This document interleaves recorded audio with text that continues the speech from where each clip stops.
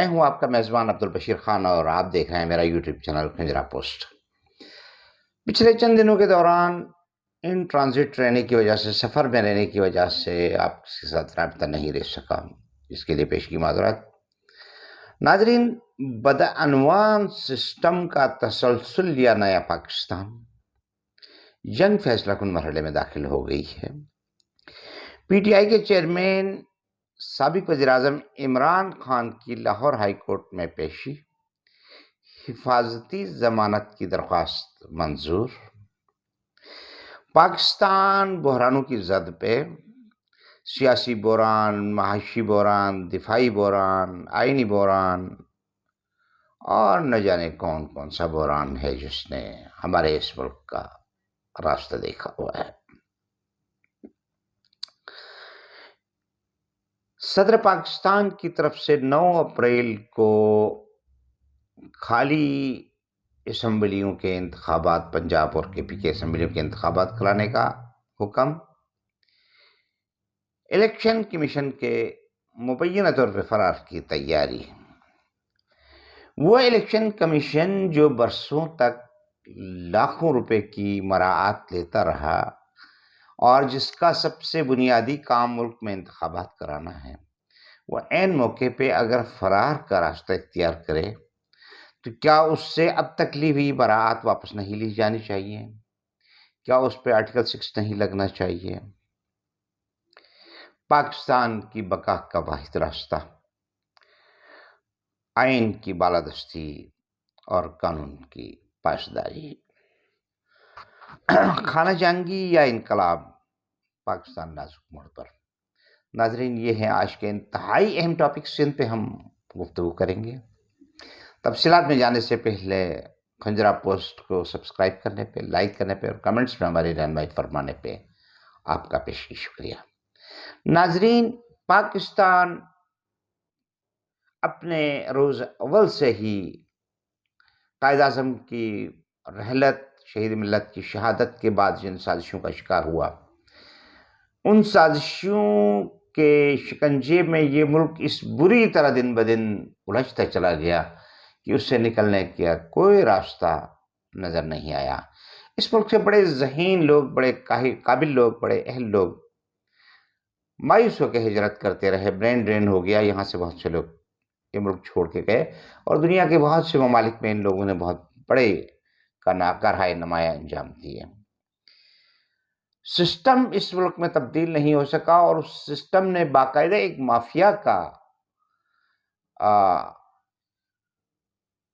Mafia کی حیثیت حاصل کر لی اور اس مافیا کے شکنجے میں پوری قوم کو اس طریقے سے جکڑ دیا گیا کہ اس میں مبینہ طور پہ کرپٹ جرنیل، بہت سے سیاستدان، مبینہ طور پہ عدلیہ کا ایک حلقہ،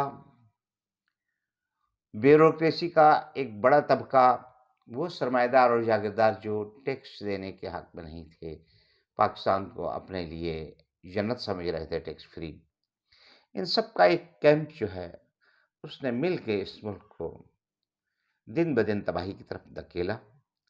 پھر جس طرح کا ایک کلب وجود میں آیا، اس کلب نے 2 نمبر قسم کے پالیٹیشنز کو اس ملک کو مسلط کیا، جنہوں نے اس ملک میں معاشی تباہی پھیلا دی۔ اخلاقی گراؤنڈ کا یہ عالم کہ کوئی بھی حکمران آئین کی پاسداری کرتا ہوا نظر نہیں آیا۔ طویل عرصے تک قوم مایوس رہی۔ دنیا کا واحد ملک جہاں پر چند طبقات کو آئین سے زیادہ بالادستی حاصل رہی اور ان کو کہیں بھی اکاؤنٹیبل نہیں ٹھہرایا جا سکا، نتیجہ یہ ہے کہ ان عناصر کی منمانیوں نے پاکستان کو دولت کر دیا۔ واضح برتری کے ساتھ جیتنے کے باوجود عوامی لیگ کو اقتدار نہیں سونپا گیا اور یہ جو مفادات کا ایک کلب اس ملک میں شامل تھا، انہیں اس بات کا ادراک تھا کہ مشرقی پاکستان کی جو لیڈرشپ ہے وہ مڈل کلاس سے ہے۔ پھر یہ جو ایک ایلیٹ کلاس کا کلب ہے، اس کلب میں مشرقی پاکستان کی ریپرزنٹیشن اتنی نہیں تھی۔ نتیجتاً مشرقی پاکستان چونکہ آبادی کے اعتبار سے بھی مغربی پاکستان سے بڑا تھا، وہاں ایک جمہوری سوچ بھی تھی، وہاں کے لوگوں نے شعوری طور پر پاکستان کو قبول کیا تھا، اس لیے اس پاکستان کو وہ اس کے فطری انجام کی طرف فطری ترقی کی طرف لے جانا چاہ رہے تھے، اس لیے ان سے جان چھڑانے کا فیصلہ کیا گیا۔ وہ جو ایک مافیا اس ملک پر مسلط تھا جس نے قائد ملت لیاقت علی خان کو قتل کر دیا، مادر ملت پر توہین آمیز الزامات لگا کے الیکشن میں دھاندلی کی گئی، فوج میں رہتے ہوئے جنرل ایوب خان صاحب ملک کے صدر رہے اور انہوں نے وہ نرالا آئین بنایا جس کی روح سے افواج پاکستان کی لیڈرشپ کو آئین کے اور قانون کی بالادستی سے باہر رکھا گیا۔ یہ دنیا میں اپنی نوعیت کا ایک انوکھا جمہوری نظام تھا جس میں یہ جو جرنیل ہیں وہ مقدس گائے تھے اور انہیں آپ جو ہے کسی سویلین عدالت میں چیلنج نہیں کر سکتے تھے۔ اس سسٹم کے تسلسل کی وجہ سے پاکستان ٹوٹا، کرپشن کو فروغ حاصل ہوا اور پاکستان دن بدن عالمی ساہوکاروں کے قبضے میں چلا گیا۔ آج ہم اس مقام پہ کھڑے ہیں جہاں پریکٹیکلی ہم انسالوینٹ ڈکلیئر ہو چکے ہیں، عملی طور پہ ہم دیوالیہ ہو چکے ہیں۔ بیرونی ممالک کی امداد کے ساتھ جو $500 ارب ہمارے پاس تھے ان میں سے بھی $250 ارب سے زیادہ ہم استعمال کر چکے ہیں۔ ہمارے پاس محض چند ہفتوں کے وسائل موجود ہیں، لیکن ہمارے وہ سیاستدان، وہ حکمران جو پچھلے 40 سال سے اس ملک پر مسلط رہے، ان کی بیرون ملک اربوں خربوں ڈالر کی جائیدادیں موجود ہیں۔ ہم نے اپنے 2 ویلاگس میں پہلے بھی اس بات کا ذکر کیا تھا کہ اگر یہ لوگ اپنی جمع کی ہوئی دولت کا صرف 25% بھی اس ملک میں لے کے آئے تو یہ ملک دیوالیہ ہونے سے بچ سکتا ہے۔ لیکن اس طرف نہ تو وہ میڈیا کنسنٹریٹ کر رہا ہے جس پہ مبینہ طور پہ لفافوں کے بل بوتے پہ امرا کے کلب میں شامل ہونے کا الزام ہے، اور نہ وہ طاقتیں جو اپنے آپ کو اس ملک کا سب سے بڑا محافظ سمجھتی ہیں۔ دن بدن قوم میں مایوسی بڑھتی جا رہی ہے، ایسے میں عمران خان اس قوم اور اس ملک کی ایک امید کے طور پر سامنے آئے ہیں۔ ان پر قاتلانہ حملے ہوئے، انہوں نے ملک نہیں چھوڑا۔ وہ اشرافیہ جو اپنے ملک کو لوٹ کے وسائل باہر لے گئی، اس کا کوئی منی ٹریل نہیں دے پائے، وہ اشرافیہ جن کے اربوں خربوں ڈالر کی سرمایہ کاری دبئی سے لے کر لندن تک پھیلی ہوئی ہے، وہ صرف حکمرانی کرنے یہاں آتے ہیں، ان کے بچے پڑھتے باہر ہیں، پاکستان کے بچوں کے لیے وہ سہولتیں نہیں ہیں، ان کے علاج معالجے باہر ہوتے ہیں، پاکستانیوں کے لیے سہولت نہیں ہے، اور تو اور پلاسٹک سرجری بھی یہ باہر کرواتے ہیں، یہاں کے لوگ اس سرجری کا خواب بھی نہیں دیکھ سکتے۔ عمران خان کا جو ہیلتھ کارڈ کا ایک بہترین منصوبہ تھا، پہلی بار پاکستانی عوام کو ایک ریلیف مل رہا تھا، وہ بھی ان لوگوں نے ختم کر دیا۔ آپ یہ دیکھیں، یہ مائنڈ سیٹ کی بات ہے کہ دنیا کا امیر ترین ملک امریکہ، وہاں کی کابینہ کا حجم آپ دیکھ لیں، دنیا کی پاپولیشن کے لحاظ سے سب سے بڑے ملک چائنا کی کیبنٹ کا آپ حجم دیکھ لیں، اور اس بیکاری ملک کی پارلیمنٹ کا حجم دیکھ لیں جہاں 70 سے زیادہ وزراء اور مشیر ہیں۔ یہ تماشا نہیں تو اور کیا ہے؟ ایک طرف ہم کہتے ہیں کھانے کو روٹی نہیں ہے اور دوسری طرف وزراء کی فوج زفر موج ہے۔ ہماری وہ ڈٹرمنیشن ہی نہیں ہے کہ ہم اس قوم کو ترقی اور تعمیر کی طرف لے جا سکیں۔ World Bank I M F نے جب یہ کہا کہ آپ 17 گریڈ سے اوپر کے اپنے افسران کے اثاثے اوپن کر دیں، ہمیں سانپ سونگ گیا۔ انہوں نے مراعات یافتہ طبقے کی مراعات کم کرنے کی بات کی، ہمیں سانپ سونگ گیا۔ ہم اس طرف جا ہی نہیں رہے ہیں۔ جن لوگوں کو فری میں پیٹرول ملا ہوا ہے، اگر فائنینشیل ایمرجنسی کی پوزیشن ہے تو وہ پیٹرول ختم ہونا چاہیے۔ جن کو فری میں بجلی کی سہولت ملی ہوئی ہے وہ ختم ہونی چاہیے۔ جن کو فری میں گاڑیاں ملی ہوئی ہیں وہ ختم ہونی چاہیے۔ جن کو فری میں ایئر ٹکٹنگ کی سہولت ہے وہ ختم ہونی چاہیے۔ جن کو فری میں اور سہولیات حاصل ہیں ٹی اے ڈی اے کی اور اس کی، وہ ختم ہونی چاہیے، اپنے تنخواہوں پہ ان کو گزارا کرنا چاہیے۔ اور پارلیمنٹ کے لوگوں کو، ارکان اسمبلی کو، سرکاری ملازمین کی طرح پینشن کی جو ایک مراعات دی گئی ہے وہ فوری طور پر ختم ہونی چاہیے، اس لیے کہ پینشن ان سرکاری ملازمین کے لیے ہوتی ہے جو اپنی پوری زندگی کھپا کے 60 سال کی عمر میں جا کے ریٹائر ہوتے ہیں۔ یہ تو 10 بار جیت کے آتے ہیں، اور انہوں نے اتنا اس ملک کو، اور پھر سب سے بڑی بات یہ کہ آپ کی انکم کو ڈاکومنٹ ہونا چاہیے، بزنس کو ڈاکومنٹ ہونا چاہیے، یہ پتہ تو چلے کہ یہ ملک کما کتنا رہا ہے۔ کمانے والے ٹیکس دینے کے لیے تیار نہیں ہیں۔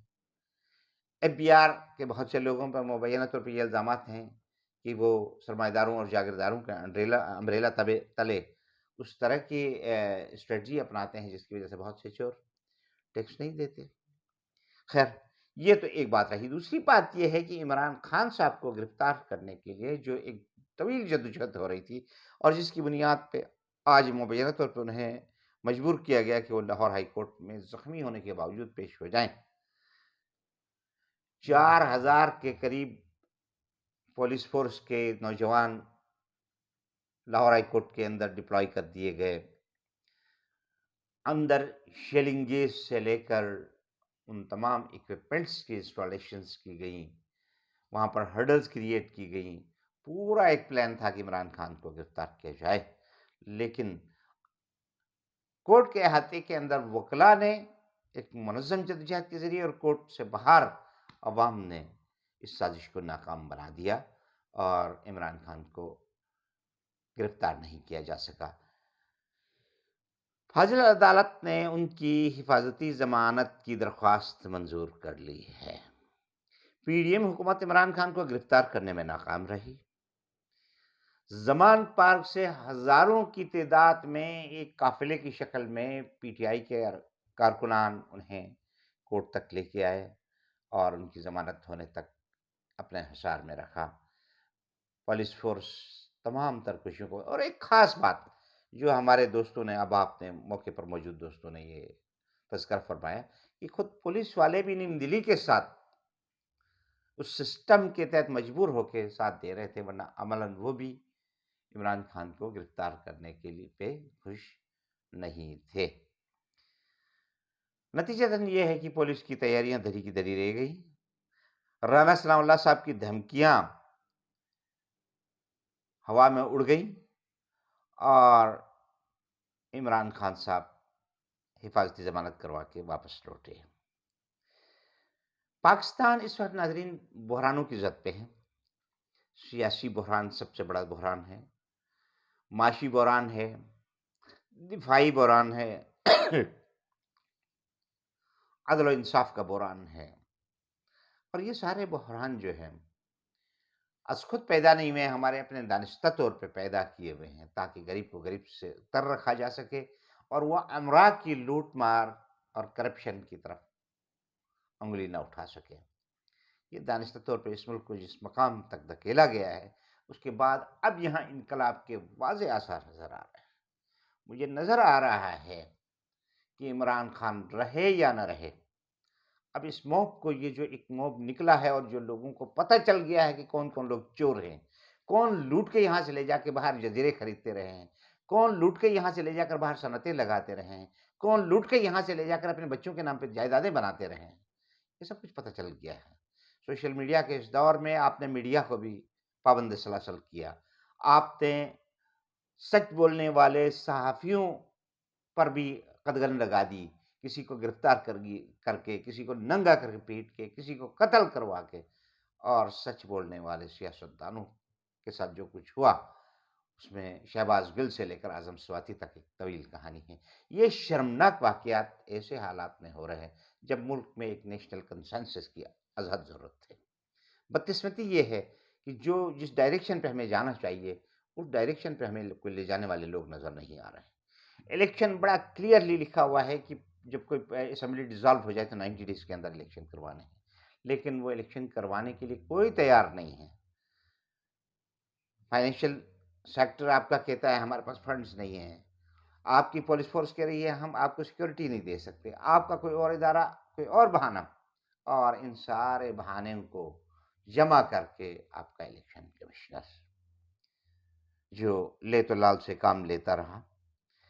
اس دوران بہت سی کوششوں کے باوجود اب عملاً الیکشن کا اعلان نہیں ہوا تو صدر عارف علوی نے 9 اپریل کو انتخابات کرانے کا اعلان کر دیا۔ یہ 9 اپریل کی تاریخ وہ ہے جو پچھلے سال 9 اپریل کو جناب عمران خان کو رات کے اندھیرے میں ایک فیصلے کی بنیاد پہ، ایک متنازع فیصلے کی بنیاد پہ گھر بھیج دیا گیا تھا، اور اس کے بعد اس ملک میں جو تباہی مچی ہے، 6% کی رفتار سے ترقی کرنے والا ملک اب 2% سے نیچے چلا گیا۔ 16 ارب ڈالر جس ملک میں تھے وہ 2 ارب ڈالر سے بھی نیچے چلا گیا۔ सैकड़ों सनतें बंद हो गई हैं, लाखों लोग बेरोज़गार हो गए हैं, महँगाई 3 गुना बढ़ गई है और लूट-मार का बाज़ार गर्म है। अगर किसी को सहूलत मिली है तो वो लुटेरा ग्रुप है, वो डाकुओं का ग्रुप है, वो चोरों का ग्रुप है, जिनके लिए नेप के कवानीन में रिलैक्सेशन दी गई। ये बातें हमें इस अंदाज़ में नहीं करनी चाहिए थी। एक तहज़ीब के दायरे में ये गुफ्तगू होनी चाहिए थी, लेकिन बदकिस्मती है, हम क्या करें? जिस मुल्क में ये सब कुछ हो रहा है, उसको मन-वान उन्हीं अल्फ़ाज़ में बयान करना अब इस कौम की और हम जैसे लोगों की मजबूरी हो गई है। नाज़रीन, सुनने में ये आया है कि सदर की तरफ से इलेक्शन की डेट की अनाउंसमेंट होने के बाद चीफ इलेक्शन कमिश्नर से कहा जा रहा है कि अब आप इस्तीफ़ा दें ताकि एक और आईनी बहरान पैदा किया जा सके और किसी तरीके से भी इलेक्शन का रास्ता रोका जा सके। ये सब कुछ उस वक़्त हो रहा है जब फौरी तौर पे इलेक्शन करवा के इस मुल्क में सियासी इस्तेकाम लाने की ज़रूरत है। सियासी इस्तेकाम आए तो उसके बाद माशी इस्तेकाम आए और उसके साथ-साथ एक बेहतर हुकूमत आए तो वो आइन और कानून की बालादस्ती का कोई कानून बना सके, लेकिन वो बनने नहीं देना है। इसलिए कि वो जो मराआत याफ़्ता तबका है, जो फैसला साज़ तबका है, वो अपनी इजारादारी कायम रखना चाहता है, ख़्वाह उसके बदले में पाकिस्तान को ही क्यों ना दाँव पे लगाना पड़े। और इस बात का इदराक आज पाकिस्तान की अवाम को भी हो गया है कि ये पाकिस्तान उनका है, लेकिन उनके हाथ में नहीं है। उन लोगों के हाथ में है जो इसको दोनों हाथों से लूट रहे हैं।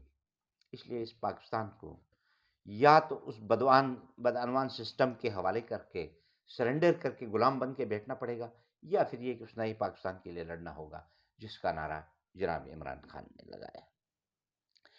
सवाल ये है कि इलेक्शन कमीशन अगर इस मौके पे इस्तीफा दे देता है तो क्या उससे वो मराआत और वो अब तक की ली हुई तनख्वाहें वापस नहीं ली जानी चाहिए जो सिर्फ एक मकसद के लिए उसको दी गई हैं कि वो मुल्क में जब भी ज़रूरत पड़े आइन के मुताबिक इंतखाबात करवाएं। वो आदमी मराहत लेता रहा, इस मुल्क में बिगाड़ पैदा करता रहा मुबैना तौर पे और उसको मुंशी कहने पे भी लोगों को जेल की सलाखों के पीछे जाना पड़ा, नंगा होना पड़ा। इससे ज़्यादा शर्मनाक बात क्या है कि किसी मुलाजिम को अपने मैनिफेस्टो के मुताबिक काम न करने की बुनियाद पे अगर मुंशी कह दिया जाए, तो मुंशी कहने वालों को तो इतनी सज़ाएँ दी जाएँ, लेकिन जो आदमी आइन के साथ खिलवाड़ करे, उससे कोई पूछने वाला ना हो। ये इस बात को ज़ाहिर करता है कि पूरा एक करप्ट निज़ाम है, एक माफ़िया है, जो इन लोगों के पीछे है, जो इसमें कोई तब्दीली आने नहीं देता है।